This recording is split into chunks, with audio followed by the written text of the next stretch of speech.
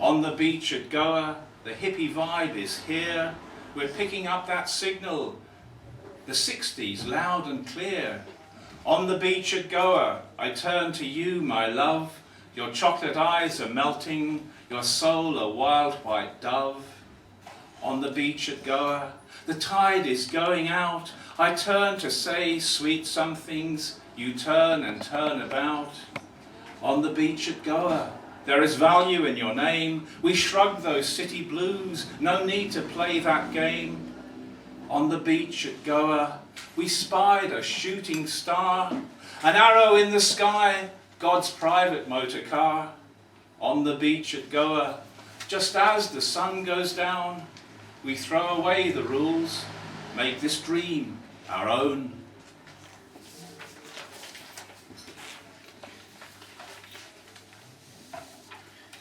I don't think there's enough poems about hairdressing, do you? So I've written this one. I think it's sponsored by Hairdressers International. I had my hair cut by the same young woman who's been cutting my hair now for the last 15, 16, 17 years or so. So this is called My Young Hairdresser. My young hairdresser's getting middle-aged, talking about the best thrift shop in town, shampoo 3 for 2, a dozen batteries for £1. The joy of interlocking plastic boxes. Ah, what bargain hunters we've become. We still love our music. She's the original punk indie kid.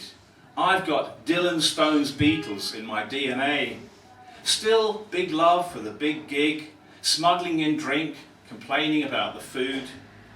But increasingly we've swapped partying for bargain hunting. 5 pairs of socks for £3, a basic tee for 5.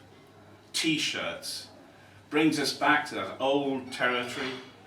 I say I can never dump my old gig shirts, but bundle them together, file them away. She still has a damned T-shirt, so thin you can see through it, she says.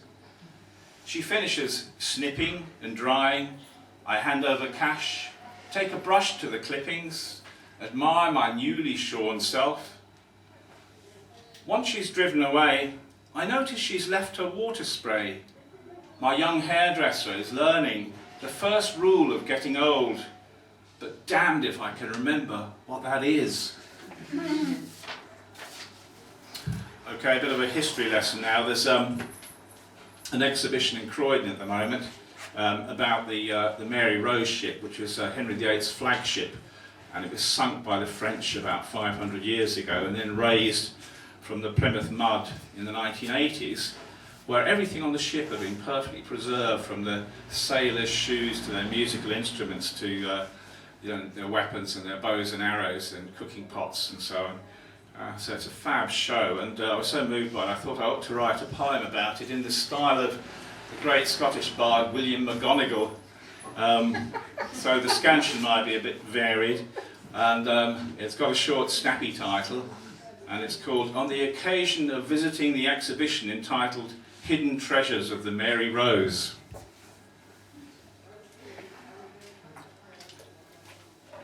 This could take some time.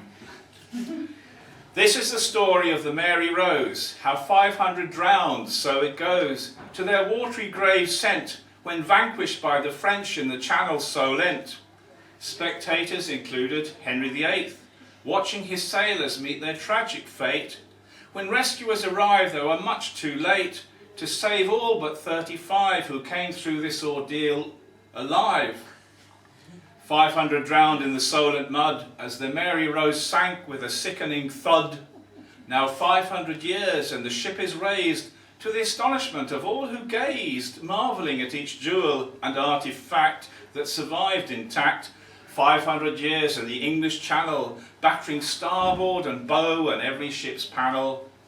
Dice to roll and sections of jerkin, cooking bowls and wooden beer jugs, all manner of things used by the men, musical instruments and long crossbows, leather shoes to protect their toes, cannon balls that weigh a lot to show those Frenchies what we got, golden sovereigns polished till new, with these they must have downed quite a few.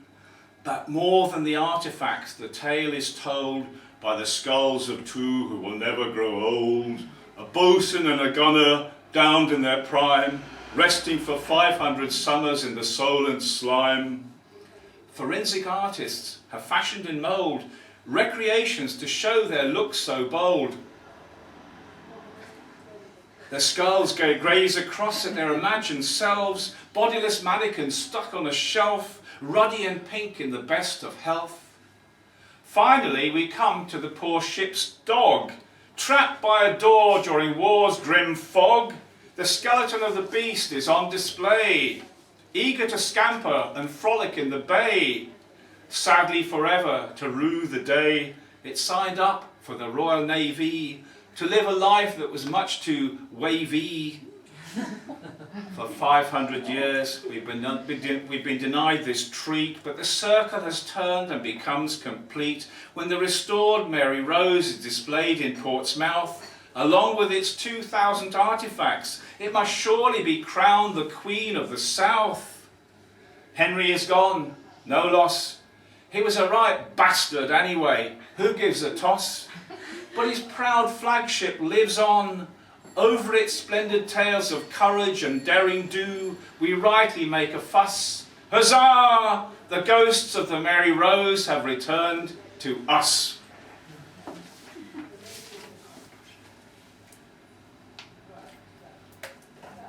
There's another 170